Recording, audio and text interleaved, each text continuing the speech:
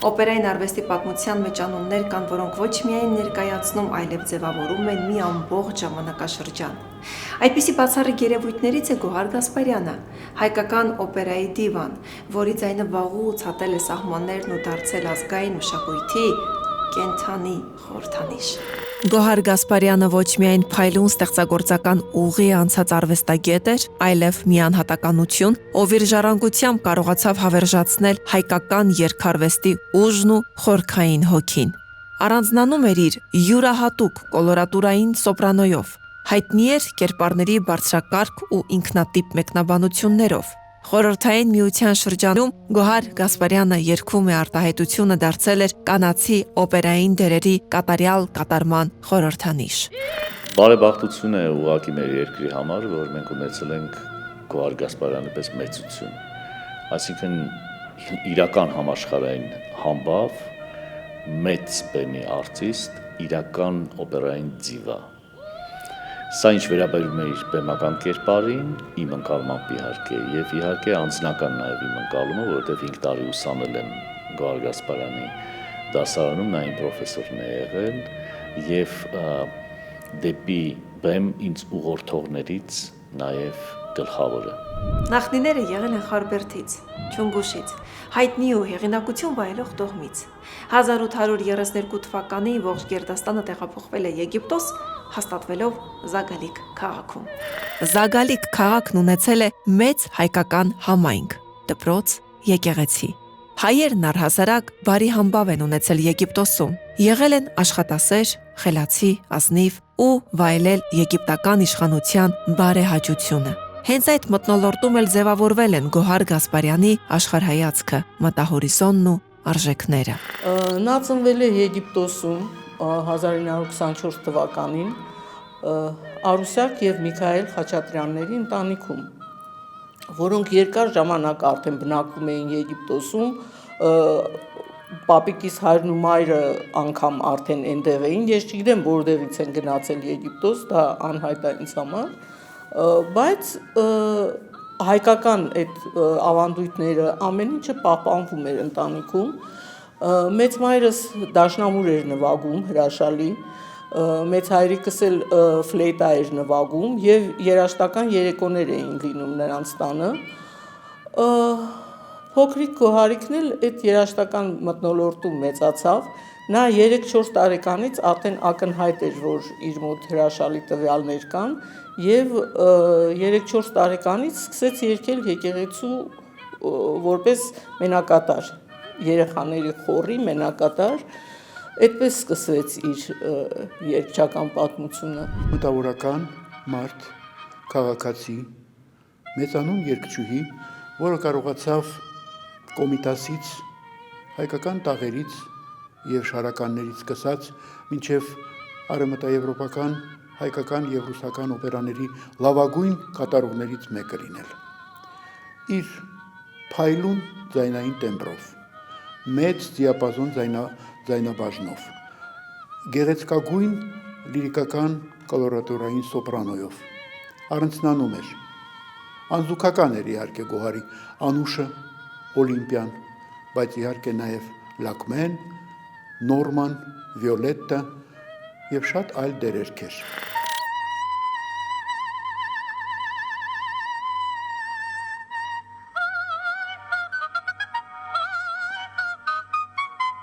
Հայոց սոխակը ծնվել է վաղաժամ, 7 ամսական եւ ընդամենը 1 կիլոգրամ 800 գրամ կշռով։ Միայն իրեն բամբակի մեջ պահող տատն է հավատացել, որ ապրելու է անընդհատ կրկնելով, մեծ մարդ է դառնալու, 10 մատներն էլ լույս են տալու։ Գոհարը եղել է ծնողների միակ երեխան։ Փոքր հասակից առանձնահատուկ խնամքի ու հոգացության է արժանացել։ Եղել է շատ համարձակ, անverջ երգել ու պարել է, ունեցել բացառիկ ընդունակություններ։ Հայրը Միքայել Խաչատուրյանը հայտնի իրավաբան է եղել, դատավոր, մեծ իրավաբանական գրասենյակ է ունեցել բազմաթիվ աշխատողներով։ Նրա Գերդաստանն ապրել է շքեղ, բարեկեցիկ կյանքով, գրեթե բոլորը ստացել են բարձրագույն կրթություն։ Հայտնի են եղել բազում հռչակավոր անուններով՝ Երուսաղեմի պատրիարք Հարություն Եգիպտացին, Եղիա Տեմիրճիպաշյանը եւ էլի շատերը։ Եգիպտոսում կան կերպասի տեսակներ, որոնք կոչվել են Գոհար Գասպարյանի պապի անունով։ Երկիչները լինում են երկու տեսակի, ակադեմիական եւ ֆենոմենալ, որտեղ երկուսն էլ ականջ են շոյում, իրենց գեղագիտական առումով, իրենց կատարմամբ մի շատ բարձր որակի են լինում, համեմատությունների մեջ, կատարողական արվեստը եւ այլն, այդ ամեն ինչը շատ գեղեցիկ է, շատ հաճելի է, բայց ինչումն է տարբերությունը ֆենոմենի եւ ակադեմիական երգիչի։ Այդ իմ այս առաջարկը պարզապես քննենք, որ մենք կարողանանք տարբերել Գոհար Գասպարյանի ֆենոմենը ինչումն է կայանում, քանի որ իմ համար նա ֆենոմենալ երգչուհի է, որովհետեւ տեսեք, ակադեմիական արվեստից կարելի է սովորել, իսկ ֆենոմենալից չես կարող սովորել։ Այդ գաղտնիքը, ինչումն է կայանում գաղտնիքը։ Գաղտնիքը կայանում է նրանում, որ նա ինքնատիպ է, մեկ։ Գոհար Գասպարյանին հաճախ անվանում էին եւ ռուսերեն բառը սամարոդեկ, ինքնատիպ է։ Եվ այդ ինքնատիպությունը նրան թույլ չէր տալ իր բնությունը, որտեղ բնությունը իր բնազդը, իր տեսակը մարդու չես կարող փոխել, եւ նրանք հազվագյուտ են լինում։ Նրանք առաջարկում են նոր գեղագիտություն, նոր գեղեցկություն տեսնելու, զգալու ձև։ Մեր հույն հարևանի 3-ամյա տղան Յանաքեն իմ ընկերն էր։ Նրանք տանը պատեֆոն ունեին, ու ես հաճախ մեծ սիրով երաժշտություն էի լսում այնտեղ։ Մի օր էլ Յանաքեն պատեֆոնը բարկացած փակեց ուղիղ մատերիս վրա, քանի որ չէի համաձայնում երաժշտությունը թողած իր հետ գնդակ խաղալ բակում։ Հայրս շատ վշտացավ, երբ լացելով տուն մտա։ Նույն օրը պատեֆոն գնաց ինձ համար ու չգիտես որտեղից գտավ Կոմիտասի ստեղծագործությունները։ Դա ինձ շատ էր երջանկացրել։ Հարցազրույցներից մեկի ժամանակ պատմել է Գոհար Գասպարյանը։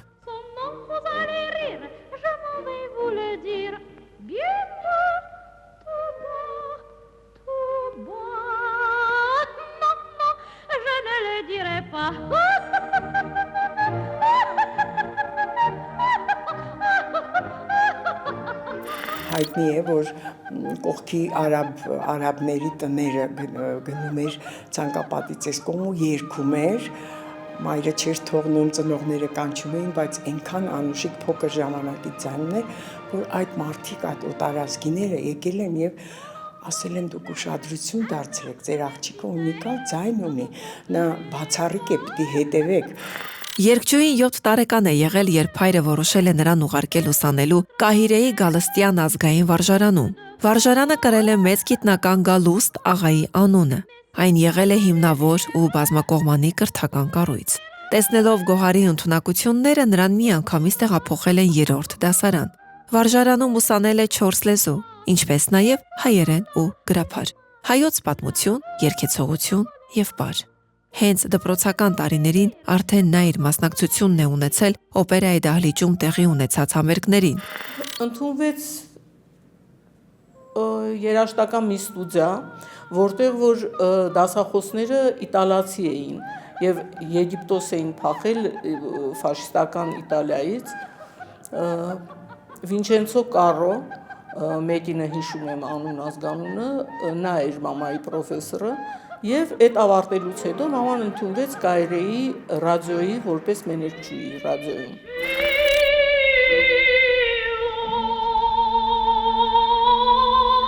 Չնայելով երաժշտական հակումներին, Գոհարի հայրը երազել է, որ դուստրը շարունակի իր գործն ու դառնա փաստաբան։ 8-րդ դասարանն ավարտելուց հետո ընդունվել է ֆրանսիական փաստաբանական դպրոց, որտեղ ուսանելու ընթացքում երեկոյան գաղտնի սովորել է նաև երգի դպրոցում, որտեղ նրան դասավանդել են Գերմանիայից, Ֆրանսիայից, Իտալիայից ժամանած բարձրակարգ մասնագետներ։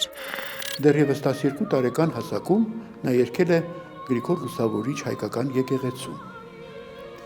Այնուհետև Կայրեի օպերային թատրոնը մրցույթ է հայտարարել ազգային ռադիոյում մենակատարի համար։ Պատմությունը ասում է, որ ավելի քան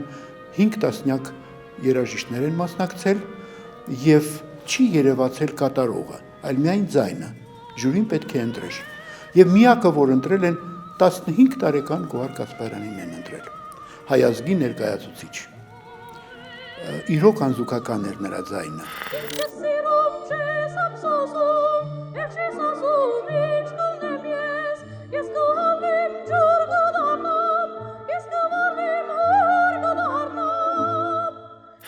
Շատ լավ գիտակցելով հայրենիքում առկա դժվարությունները նա թողնում է բարեկեցիկ կյանքն ու վերադառնում Հայաստան, որտեղ նա ապրում էր առաջին ամուսնու Հայկ Գասպարյանի հետ, ում հասկանումն էլ մինչև կյանքի վերջ կրել է երգչուհին։ Ծնված լինելով հայրենիքից հեռու Գոհար Գասպարյանը միշտ դաստիարակվել է հայրենասիրության ոգով ու այդ գաղափարներով։ Մեր տան մոտով մեծ շոգենավեր էին անցնում։ Մի անգամ ես բարձրաձայն մտորեցի. Երանի այս շոգենավերից մեկը իմը լիներ ու շրջեի ամբողջ աշխարհով։ Մեծ մայրս պատահմամբ լսեց ու խստորեն ասաց. Դու երգիր պիտի գնաս, միայն այդ մասին մտածիր, քո աշխարհը երգիրն է, Հայաստանը։ Շատ հեշտ չէր իրան Հայաստանում սկզբից ինքը սովորել ուրիշ կյանքին, ավելի հարուստ, բայց ինքը չէր նայում այդ մոմենտներին, իր համար ինքը երջանիկ էր, որ իր ժողովուրդը լսում է իրան ու պարտանում է։ Դա էր իրան ուժ տալի ու ստիմուլ ինչի։ Սկզբում Երևանում նրանց տեղափոխում են կենդանիների հարևանությամբ գտնվող ախորանման կիսավերսենյակ, որտեղ հայտնվելով Գոհար Գասպարյանն ընկնում է մեծ ընկճախտի մեջ, կորցնելով խոսելու եւ շարժվելու ունակությունը։ Խնամված, հարստության ու ճոխության մեջ ապրած երիտասարդ աղջկա համար անշուշտ Երևանի նոր կենսակերպը խորթ ու անտանելի է եղել։ Հայկն ու Գոհարը սպասել են իրենց աղջկա Սեդայի լույս աշխարհ գալուն, ուստի դժվարությունները կրկնապատկվել են, մինչև որ հարևանությամբ ապրող Խաչիկյանների ընտանիքը սատարելու տեղ է հատկացրել նրանց իրենց հյուրընկալ տանիքի ներքո։ Առաջի ամուսնու օրոք այդ համբավը ինքը ձեռք բերեց եւ այդպես ազգանունը չփոխեց, մնաց միջև վերջ։ Այդ գեղեցիկ միությունից ծնվել է նրանց միակ դուստրը, նրա կյանքի միակ զավակը Սեդան, որը ամբողջ կյանքում բնակվել է հայրենիքում Երևանում եւ ինքը շատ հետաքրքիր պատմություններ էր պատմում, թե ովքեր էին գալիս իրենց տուն, ում հետ էր, ինչ միջավայրում էր Գոհար Գասպարյանը, ապրում, շփվում, որ երիտասարդները բնականաբար երազում էին, մի անգամ մտնել են ընտանիք, որտեղ այդպիսի արվեստի, մեր մեծերի մթնոլորտներ, խոսակցություններ, քննարկումներ, օպերաներ եւ այլն եւ այլն։ Գոհար Գասպարյանը ուներ շատ հետաքրքիր ավանդույթներ, տրադիցիաներ։ Օրինակ նա բարբերաբար հրավիրում էր իր ուսանողներին եւ հյուրասիրություններ կազմակերպում։ Պատկերացրեք այդ ցուրտումութ տարիները, որովհետեւ ես հենց այդ ժամանակաշրջանում եմ ուսանել իր մոտ, նա ուրեմն շատ էր սիրում հյուրասիրել Հարիսա այդ արևելյան համեմունքներով եւ ամբողջ գիշեր նա ինքն էր հարում այդ Հարիսան, կանգնած չէր քնում, որովհետեւ ժամերի պատմություն է իսկական Հարիսան սարքել է եւ մենք առավոտյան ուսանողներով դասարանով ուրեմն առավոտ շուտ գնում էինք եւ ամբողջ մի արարողակարգ էր նախ իր տանը գտնվելը, որովհետեւ իր տունը դա ուղղակի այսպես մթնոլորտով մշակութային եւ արվեստային մթնոլորտով, այսինքն դու մտնում ես մի տարածք, որտեղ ոչ միայն իր եւ իր ամուսնու ներկայությունն էր, այլ նաեւ պատերի վրա, այսինքն ամենահայտնի հայ նկարիչների ստեղծագործությունները, մի խոսքով դու մտնում ես թանգարային տարածք չեմ կարող ասել, որովհետև կենթանի տարածք էր դա այդտեղ, բայց սա այն մշակութային տիրույթներ, որի մեջ կար Գոհար Գասպարյանը։ Հայկի եւ Գոհարի ամուսնությունը տևել է մի քանի տարի։ Հայկը չի ցանկացել, որ Գոհարը երկարվեստով զբաղվի, մինչդեռ վերջինս խորապես հասկացել է, որ բնատուր շնորհ եւ առաքելություն ունի հենց երկարվեստում։ Հայկ Գասպարյանն ու Գոհար Գասպարյանը միմյանցից բաժանվել են առանց վեճերի ու բախումների, առանց միմյանց համար բարդություններ ստեղծելու, հատկապես երբ նրանց կամրջում էր դուստրը Սեդան։ Ամուսնալուծվեցին հայրս եւ մայրս, մաման ամուսնացավ Տիգրան Լևոնյանի հետ եւ իր հետ ապրեց 47 տարի։ Շատ երջանիկ եւ մեծ սիրո մեջ։ Այդ ժամանակ նա իհարկե արդեն ուներ շատ հետաքրքիր հյուրախաղեր տարբեր երկրներ մեկնում, տարածելով հայ երաժշտությունը եւ Հայաստանի մշակույթին ծանոթացնելով տարբեր երկրների ունկնդիրներին եւ հանդիսատեսներին։ Բերում են հրել, ամամերնացեք, վերտրեք մազերս կանեն, ես էլ եմ տալիս, հետ ուր եք տաղող, ինձ էլ թաղեցեք, իր գերեզման։ Բերում են հրել, 1956 թվականին Գոհար Գասպարյանը հանդիպում է Տիգրան Լևոնյանին, ով մի քանի տարի փոքր էր իրենից, բայց եւ տարված նրա արվեստով ներկա էր գտնվում նրա բոլոր համերգներին եւ պաշտում էր Գոհարի ձայնը։ Գոհար Գասպարյանն ու Տիգրան Լևոնյանը միասին երգում են Արշակ երկրորդ բեմադրության ժամանակ։ Դա հիանալի առիթ է հանդիսանում, որպեսզի նրանք իրար ել ավելի լավ ճանաչեն։ Սկիզբ է առնում մի անբացատրելի անհուն սեր։ Մեր միությունը բացառիկ ներդաշնակ էր։ Դա արտասովոր սեր էր, որ դիմացավ բոլոր փորձություններին, հաղթահարեց բոլոր խոչընդոտները։ Մեզ կապում էր այն արվեստը, որին նվիրված էինք երկուսս էլ։ Մեզ կապում էին ընդհանուր հետաքրքրությունները, աշխարհայացքը, բարոյական ըմբռնումներն ու չափանիշները, հարգանքն ու վերջապես մեծ, աստվածատուր սերը, որը չխամրեց մինչև վերջ։ Մենք երբեք չենք վիճել, չենք կշտվել։ Տիգրանի կողքին ես եղել եմ պաշտպանված, անհոգ, սիրված, երջանիկ։ Գոհար Գասպարյան։ Չափազանց ծանր է եղել նրա համար Տիգրան Լևոնյանի մահը։ Ես չգիտեի, որ Տիգրանը հիվանդ է, ինձ չէին ասել։ Երբ հիվանդանոց էր գնում, գրկեց ինձ ու լաց եղավ, ասելով, թվում է, քեզ էլ չեմ տեսնելու։ 4 օր հետո մահացավ։ Չեմ կարողանում համակերպվել կորստի հետ։ Տիգրանն ինձ համար ամեն ինչ էր։ Ասում են, ժամանակը կբուժի, բայց օրերն անցնում են, իսկ ցավս չի մեղմվում։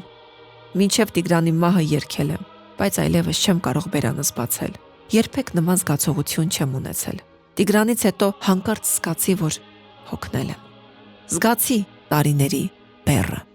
Խոստովանել է հայ բեմի թագուհին։ Դե իր ամուսինը Տիգրան Լևոնյանն էր, տաղանդավոր ռեժիսոր, պետք է ասեմ, որ նա շատ մեծ ներդրում ունեցավ թատրոնում, որովհետև նա թատրոնի մարդ էր։ Թատրոնը թատրոնով էր շնչում, այսինքն թատրոնում չկար ինչ-որ պետական ռեժիմ, պետական կառույց։ Տիգրան Լևոնյանի օրոք թատրոնը թատրոն էր, որտեվ կային եւ էլի մենք ունեցել ենք ղեկավարներ, ովքեր հասկանում էին, զգում էին, ինչ է թատրոնը գնահատում էին, բայց շատ կարևոր է, որպեսզի թատրոնը դա այդ տաճարը, այդ հոգևոր տաճարը, որ իրականում այնտեղ է, հենց թատրոնում է կամ օպերային թատրոնում է, որ մարդիկ իրար հետ առնչվում էին եւ այդ թեմաների շուրջ էին, ազատ էին բոլոր անկյունները, հավաքվում էինք, սուրճ էինք խմում, խոսում էինք, վիճաբանում էինք եւ այլն։ Տիգրան Լևոնյանը լինելով հիանալի դերասան, հիանալի ռեժիսոր եւ զուգադիպությամբ, գիտեք, նրանք երկուսն էլ տարբեր տարիների, բայց նույն ամսի ծնունդ են, նույն օրվա, դեկտեմբեր 14, եւ Տիգրանը եւ Գոհար Միխայելովնան, երբ որ շնորհավորում էին ապա միաժամանակ երկուսին էլ։ Հիանալի բեմադրիչ, դրամատիկ դերասան, մտերմիկ մարդ եւ մտահոգ միշտ Գոհար Գասպարյանի համար։ Տիգրան Լևոնյանը նրա դասարանի ուսանողներից էր։ Պատկերացնում եք, թե ինչ խոսակցություններ սկսվեցին, երբ որ նրանք միացան։ Որովհետև դե ուսանող էր եւ կար բավականին լուրջ տարիքային տարբերություն։ Դա մեկ եւ երկրորդը չմոռանանք, որ դա խորհրդային միությունում էր, որտեղ նման բաները շատ խիստ քննադատվում էին, բայց նրանց կարծում եմ միությունը, նրանց զգացմունքները այնքան ուժեղ էին, որ այդ ամեն ինչը նրանք վերապրեցին, անցան եւ կարողացան հաղթահարել եւ կոծկել։ Գոհար Գասպարյանը այն մարդկանցից չէր, որ ուզում էր նման խոսակցություններով իրեն, ինչպես կասեին, գովազդել։ Շատերը կան, չէ՞, որ ասում են վատ գովազդնել է գովազդ, բայց Գոհար Գասպարյանը այդ մարդկանցից չէր, այդ խառնվածքը չուներ։ Ինքը շատ իր կենցաղը ավելի կոծկված էր, նա ավելի փակ էր ապրում, որովհետև ինքը մեծություն էր եւ հասկանում էր, որ իր ամենակարևոր որպես երևույթ նա իր երգն էր, իր կատարողական արվեստն էր եւ իհարկե շատ սիրում էր իր ուսանողներին։ Իոսիֆ Ստալինը ծանոթանալով Գոհար Գասպարյանի անզուգական արվեստին, առաջարկել է նրան շատ բարձր աշխատավարձով տեղափոխվել ռուսական մեծ թատրոն, բայց երգչուհին տվել է հետևյալ պատասխանը. Հայրս ինձ ասել է, որ պետք է երգեմ իմ ժողովրդի համար։ Ստալին արտահայտել է իր հիացմունքը։ Ոչինչ չունեմ ասելու, դու հորդ արժանի զավակն ես։ Շատ հայրենասեր էր, շատ եւ ունենալով անծայրածիր հնարավորություններ մեկնելու սովետական միությունից եւ որևէ երկրի օպերային թատրոնում դառնալ դիվա, նա չարեց դա, որովհետեւ իր համար Հայաստանը մի ամբողջ աշխարհ էր։ Այն մութ տարիներին ինքը վառարան ուներ տանը, վառարանի մոտ նստած, իմիջիայլոց Վիկտոր Համբարձումյանի մասին էլ էին գրել ինտերնետում, որ նա էլ այդ վառարանի մոտ նստած Հայաստանում եւ այդպիսի մեծ հայրենասերները չլքեցին, անգամ այդ ժամանակ չլքեցին Հայաստանը եւ ապրեցին հայ ժողովրդի հետ լավ ու վատ օրերը, դժբախտությունները ու երջանկությունը։ Ուզում եմ ասել, որ այդպիսի մարդիկ շատ հազվադեպ են։ Ես կարծում եմ, որ հիմա մատերի վրա կարելի է հաշվել նմաններին։ Գոհար Գասպարյանն իր գործի ու արվեստի իսկական նվիրյալներից էր։ Հաջողություններին ու հռչակին հասել է անընդհատ ինքնակատարելագործվելու ճանապարհով։ Միշտ եղել է աշխատասեր, կարողացել է պայքարել ու դիմակայել հասնելու իր ցանկացած նպատակին։ Չեմ մոռանում առաջին համերգս մեծ թատրոնում։ Հանկարծ վերջին պահին պարզվեց, որ կորել է ֆլեյտայի պարտիան, ու երաժիշտը չի կարող նվագակցել ինձ։ Երգեցի առանց նվագակցության։ Դահլիճը փոթորկվել էր։ Ինձ բացառիկ մենահամերգի հրավիրեցին։ Երգեցի գիշերվա ժամը 11-ից մինչև 3-ը։ Ամբողջ կուսակցական էլիտան դահլիճում էր։ Ինձ չէին թողնում հեռանալ բեմից։ Խնդրում էին կրկնել կատարումները։ Խոստովանել է երգչուհին։ Գոհար Գասպարյան դա նշանակում է փայլ, դա նշանակում է համաշխարհային անուն, իդեպ ով կմտածեր, օրինակ նրա ծնողները երբևէ չէին պատկերացնի, որ ծնվելուց նրան անվանեցին Գոհար, որ նա իրոք կդառնա համաշխարհային գոհարներից մեկը, նա մեր ադամանդն էր, այդպես էին նրան դիմում։ Արխիպովան ասում էր, երբ որ ասում ենք երգում է Գոհար Գասպարյանը, նշանակում է բոլոր տոմսերը վաճառվում են, նշանակում է հերթ է, որ Գոհար Գասպարյանին գան նստեն լսեն, իսկ դա Մոսկվան էր, դա Սանկտ Պետերբուրգը, այն ժամանակ Լենինգրադը, երկիրը մեծ էր եւ ուներ փայլուն դպրոցներ, դա Իտալիան էր, որը օպերայի օրանն էր, եւ բացի դրանից մենք խոսում ենք նրա փայլուն ձայնի մասին, խոսում ենք կալարատուրայի մշակույթի մասին, նույն Արխիպովան ասեց, որ կալարատուրային սոպրանոյի մշակույթը բերեց ամբողջ Խորհրդային Միության արվեստ Գոհար Գասպարյանը։ Մի անգամ պատասխանատու համերգից առաջ Գոհար Գասպարյանի մայրն ավտովթարի է ենթարկվում վնասելով ոտքը։ Նրան արագ տեղափոխում է հիվանդանոց ու սլանում համերգասրահ։ Գեղեցիկ, ջերմակ զգեստը պատրվում ու արնոտվում է։ Տաղանդաշատ երգչուհին հենց այդպես էլ բեմ է բարձրացել ու երգել։ Ներկաները փաստել են, որ նա այդ օրը բացառիկ հուզմունքով է հանդես եկել։ Ուսանողներին նա շատ նվիրված էր, ցանկանում էր իր փորձը փոխանցել, նա շատ ուշադիր էր ուրեմն բառերի լեզվի նկատմամբ, քանի որ նա շատ լեզվների էր տիրապետում Գոհար Գասպարյանը, նա շատ կարևորում էր երգելու ընթացքում, որպեսզի բառը ճշգրիտ արտասանեն։ Հաճախ մենք որևէ օպերային արիայի վրա աշխատելուց նա այնպիսի պատմական գիտելիքներ ուներ, այնպիսի բաներ էր պատմում այդ ժամանակաշրջանի, այդ դրվագի, այդ թագավորի թագուհի կյանքից, պատմական զուտ, որ մենք զարմանում ենք, թե ինչու պետք է թագուհին բանտում այդպիսի դիրքով հանկարծ վախենա եւ ինչն էր պատճառը, նա շատ ուրեմն տեղեկացված էր, շատ խորը գիտելիքներ ուներ այդ ամենի մասին։ Նա շատ հետո մենք հասկացանք, թե ինչն էր պատճառը, որ Գոհար Գասպարյանը երբ որ անգամ ոչ օպերային ուրեմն դերերքով, այլ ուղղակի համերգային դերով ինքը ինչ որ ստեղծագործություն էր կատարում, շատ տպավորիչ էր, որովհետև նա շատ խորն էր ընկալում ամեն ինչը, ամեն մի ժեստը։ Կյանքում շատ մարդկանց հետ է հանդիպել, Չերչիլի հետ էլ, Իրանի շախի հետ էլ, գիտեք ոնց մեր պրոֆեսիան ոնց որ մեր արվեստը ինքը մենակ արվեստ չի, երգիչը կարող է արվեստի մարդը կարող է լինի ոնց որ դիպլոմատ ու աշխատի ինչ որ կապերի համար, դիպլոմատիկ ինչ որ կապերի արվեստը ցույց է տալի երեսը քո աշխարհի ու դրանից արդեն ստեղծում են կապեր։ Գոհար Միխայելյանը շատ է աշխատել այդ իրան ուղարկում էին, այդ պատական էր ստացվում։ Երբ որ փոքր էր, հանդիպում ունեցավ Չերչիլի հետ, երբ որ կռիվ էր գնում, Չերչիլը եկել էր հայր եւ պետք է ելույթ ունենար զինվորների դեմ եւ լսում է ինչ որ փորձ է գնում, ասում է «Էտով է երգում»։ Ասում են մի հատ երգիչ է երիտասարդ, պետք է համերգի դուրս գա։ Ես ուզում եմ լսեմ իրան։ Մոտիկանում է, դրսնում է իր սիգարը, նստում է առաջի հարկ ու սկսում է ծխել։ Գոհար Միխայելյանը չի երգում, կանգնում է, մոտիկանում են ինչի չեք երգում։ Ես չեմ կարող երգեմ, երբ որ ծխում են։ Ասում են Չերչիլին, Չերչիլը դադարում է ծխել։ Ասում է, «Պարդոն»։ Երբ որ երգում է, Չերչիլը հիանում է, ասում է, «Անպայման ինքը պետք է զինվորների դեմ երգի, անպայման»։ Ինքը շատ լավ ձեն ունի, ու շատ լավ դեբրոց ունի։ Ճապոնիա 2 ամսվա ընթացքում 50 համերգ։ Եվ հետաքրքիր մի փաստ լրագրողներից մեկը հարցնում է Տիկին Գոհար, այս ծանրության տակից ինչպես դուրս եկաք եւ ինչպես եք ձեզ զգում։ Իր մանկական անկեղծությամբ ասում է երկեցողությունից ոչ, ոտքերս են հոգնում։ Նա մի քանի անգամ հրավիրվել է օրինակ Ճապոնիա հյուրախաղերով եւ գիտեք առաջին անգամ այնտեղ նա երգեց եւ Ծիծեռնակը եւ Կոմիտասի մի քանի երգեր, պատկերացրեք նրա ելույթից հետո ճապոնացիները խնդրեցին նոտաները։ Նա թողեց նոտաները ոչինչ չակնկալելով։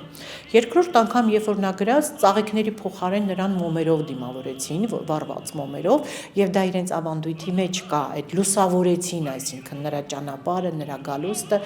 եւ ճապոնական երգչախումբը հայերեն երգեց այդ բոլոր ստեղծագործությունները, որի նոտաները թողել էր Գոհար Գասպարյանը։ Նման մեծությունն անմասն չէր կարող մնալ դավադրություններից։ Մի անգամ Եվրոպայում, երբ Խորհրդային Միության արտիստներից միայն ինքն էր ստացել հրավեր եւ ելույթի ժամանակ պետք է կատարեր Ալյաբովի հանրահայտ սոխակը, մոտենալով Ռոյալին նկատում է, որ նվագակցողը մատնացույց է անում Շաքարե օշարակով պատված տեղնաշարը։ Գոհար Գասպարյանը միանգամից գտնում է ելքը, առանց նվագակցությամբ կատարելով Ալեքսանդր Դոլուխյանի սոխակը։ Երբ որ Գոհարը սկսեց դասավանդել, չեք պատկերացնի, ամբողջ աշխարհի տարբեր երկրներից հայերը ուզում էին միայն Գոհար Գասպարյանի մոտ սովորեն։ Առաջի անգամ որ ես պատահական մտել եմ իր դասարանական համերգին, ես երկրորդ կուրսում էի։ Այդ որ մտա, օդը փոխված էր դահլիճում, կարծես մի ֆրանսիական կամ մի արտասահմանյան մեծ շատ բարձր աշխարհիկ երեկոյի նստածել էին, նույն մարդիկ էին, բայց օդը փոխվել էր։ Իմ պատմական առաքելությունը կատարել եմ, սիրով ու նվիրումով ծառայել եմ իմ ժողովրդին, աշխարհի որ անկյունում էլ եղել եմ, ինձ հետ տարել եմ հայոց երգը, հնչեցրել եմ իմ ժողովրդի ձայնը, նույնիսկ այն ժամանակ, երբ կատարել եմ ոչ հայկական երգեր, համաշխարհային երաժշտական նմուշներ, դարձյալ երգել եմ հայկական հոգու թախծով ու լույսով, միշտ հպարտացել եմ իմ հայ լինելու համար։ Գոհար Գասպարյան։ Ժուրնալիստներից մեկը հարցազրույցի ժամանակ հարցրեց մամային, թե Գոհար Միխայելյանը, այդքան գնում եք տարբեր երկրներ, երբևէ չեք ուզել մնալ, ինչն է ձեզ ձգում այդքան Հայաստան վերադառնալը։ Հիմա ես կողքը նստած մտածում եմ, թե ասել աղջիկս, ես ուզում եմ գամ աղջկաս հասնեմ, ասեց ես ուզում եմ գալ, մոտենամ իմ պատուհանին եւ տեսնեմ Արարատ լեռը։ Եվ հասկանալի է, չէ, ինչ աստիճանի է նա այդ երազանքով գալիս Երևան, որ պիտի գա եւ պատուհանից տեսնի Արարատ լեռը։ Ընդ որում մեր բնակարանը բարձունքի վրա էր։ Եվ այդտեղ դիմացը հիմա ոչ ոք չի կարող մեծ շենք կառուցել եւ ամիջապես պատուհանները պատշգամբը նայում էր Արարատ լեռան վրա եւ ինքը ամեն առավոտ այդ պատշգամբում սուրճ էր խմում եւ հիանում այդ տեսարանով։ Կատարյալ մի քանդակ, անթերի հրաշալիք, տիեզերահռչակ մի երևույթ։ Նա թռիչք է դեպի համաշխարհային անունների համեմատությունները։ Ահա թե ով է Գոհար Գասպարյանը։ Այսպես է բնութագրել փառահեղ երգչուհուն, հայկական օպերային արվեստի թագուհուն, մեկ այլ հանճարեղ արտիստ Վահրամ Փափազյանը։ Նրա թողաջարանկությունն ապացույց է, որ իսկական արվեստը հավերժ է ու վեր ժամանակից։